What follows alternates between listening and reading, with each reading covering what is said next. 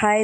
आजच्या व्लॉगची सुरुवात होते माझ्या मेकअपपासून. चेरी माझा मेकअप करतो आहे आणि अशाच प्रकारे चेरीने माझ्या सगळ्या ब्रश आणि माझ्या मेकअप किटची वाट लावलेली आहे.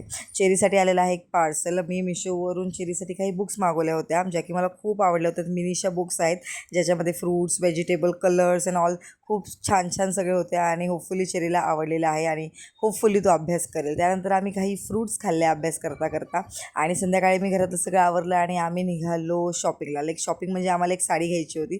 पप्पा आणि मम्मीची ॲनिव्हर्सरी आहे, मला आईसाठी खूप छान अशी साडी घ्यायची होती त्यांच्या ॲनिव्हर्सरीला. आणि जे की आम्ही त्यांना खोटं बोलून आले की आम्ही बाहेर फिरायला चाललो आहे.